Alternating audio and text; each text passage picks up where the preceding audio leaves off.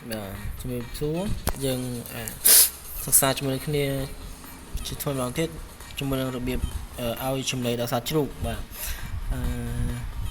ហើយនឹងសិក្សាជាមួយគ្នាមកទៅបាទចំពោះចំណីដែលយើងឲ្យទៅដល់សត្វជ្រូកនោះជាធម្មតាប្រជាកសិករយើងតែងតែផ្ដល់ចំណីឲ្យជ្រូក3ពេលក្នុងមួយថ្ងៃបាទហើយដោយ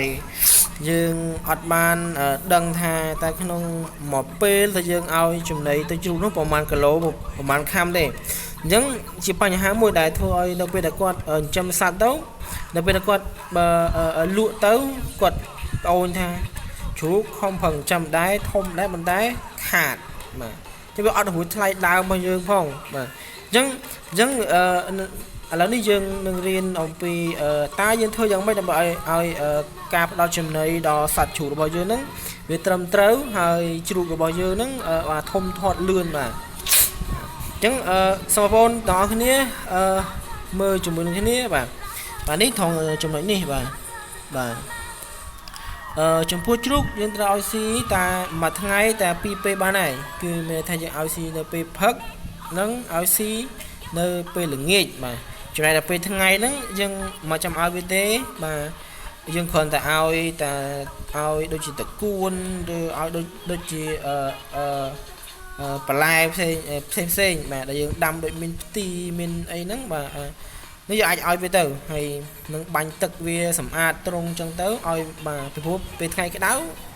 ជ្រូកក៏វាក្តៅដែរហើយជ្រូកក៏វាត្រូវការទឹកជាចាំបាច់ដែរ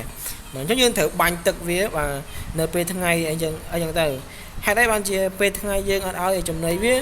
ពីព្រោះដោយសារអញ្ចឹងពីព្រោះដោយសារជ្រូកវាតម្រូវការវាតែប៉ុណ្ណាគឺវាត្រូវការតែប៉ុណ្្នឹងទេបាទអញ្ចឹងបើសិនជាវាស៊ីច្រើនក៏វាអត់បានផ្ដល់ដែរពីព្រោះវាលើសពីតម្រូវការវា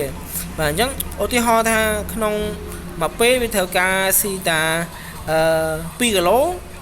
បាទអញ្ចឹងក្នុងខ្លួនវាតម្រូវការតែ2គីឡូហ្នឹងឯងទោះបីវាស៊ីដល់3គីឡូក៏វាយកបានតែ2គីឡូដែរអញ្ចឹង1គីឡូទៀតមានន័យថាយើងចោលដដែលហ្នឹងបាទអញ្ចឹងដូច្នេះការដែលយើងឲ្យវាស៊ីនៅពេលព្រឹកនៅពេលល្ងាចយើងអត់ឲ្យវាស៊ីនៅពេលថ្ងៃហ្នឹងគឺដោយសារតែហេតុផលនឹងឯងហេតុផលដែលវាស៊ីទៅវាអត់បានប្រយោជន៍ទេមានន័យថាវាស៊ីហើយវាជក់អាចចោលដល់ពេលតែថតឲ្យមន់នោះបាទអញ្ចឹងចំណុចហ្នឹងហើយដែលប្រជាកសិករយើងភាគច្រើនក៏តែងតែជួបប្រទះបាទហើយតែងតែត្អូញត្អែតាមថាជ្រូកចិញ្ចឹមពីច្រើនទៅអត់សូវបានចំណេញទេបាទច្រើនតែខាតបាទអញ្ចឹងនេះខ្ញុំសូមឲ្យគន្លឹះខ្លះក្នុងការចិញ្ចឹមជ្រូកបាទបាទអញ្ចឹងយើងមើលមកខាងក្រោមទៀតបាទយើងមើលមកខាងក្រោមអំពីតារាងដែលយើងបញ្ជាក់ពីទម្ងន់ជ្រូកថាតើជ្រូកគីឡូទម្ងន់ពីប្រមាណយើងឲ្យស៊ីប្រមាណខាំប្រមាណគីឡូក្នុងមួយពេលបាទអញ្ចឹងសូមបងប្អូននេះមើលមកខាងក្រោមជ្រូកមានចាប់ពីទម្ងន់15គីឡូដល់30គីឡូពី30គីឡូដល់60គីឡូនិងពី60គីឡូដល់លក់បាទអញ្ចឹងយើងមើលទី1សិនជ្រូកទម្ងន់ពី15គីឡូទៅដល់30គីឡូអញ្ចឹងជ្រូកក្នុងទម្ងន់ហ្នឹងវាត្រូវការចំណីចំនួន4ខាំកន្លះក្នុងមួយពេលបាទចំនួនតែ4ខាំកន្លះទេអញ្ចឹងបើសិនជាបងប្អូនដាក់លើសពី4ខាំកន្លះហ្នឹងក៏វាស៊ីអស់ដែរក៏ប៉ុន្តែក្នុងខ្លួនវាតម្រូវការតែប៉ុណ្ណឹងបាទអញ្ចឹងបើសិនជាបងប្អូនឲ្យលើសមានន័យថាបងប្អូនខាតហើយព្យាយាម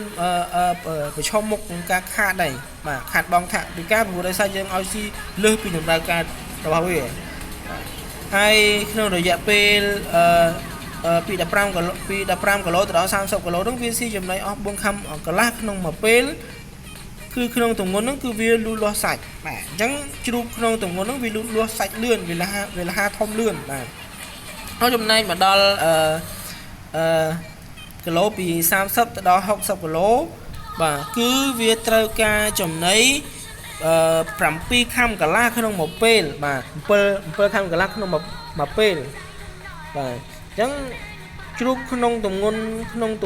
ពី30គីឡូទៅដល់60គីឡូហ្នឹងគឺវាត្រូវការចំណី7ខាំកន្លះក្នុងមួយពេលហើយក្នុងអំឡុងហ្នឹងវាលូតលាស់ឆ្អឹងបាទអ ចឹងត្រង់នេះដែលប្រជាកសិករយើងភាគច្រើនតែងតែឆ្ងល់ថាជ្រូកចាំដែលដល់ទៅពេលគីឡូពី30ដល់60គីឡូនោះដូចជាអត់ឃើញធំសោះដូចជាអត់ឃើញហឺតានៅតែដែលឲ្យខំប្រឹងប៉ុន្តែសូមកុំព្រួយបារម្ភអីពីព្រោះដោយសារពេលហ្នឹងវាកំពុងតែលូតលាស់ឆ្អឹងទេបាទវាកំពុងតែលូតលាស់ឆ្អឹង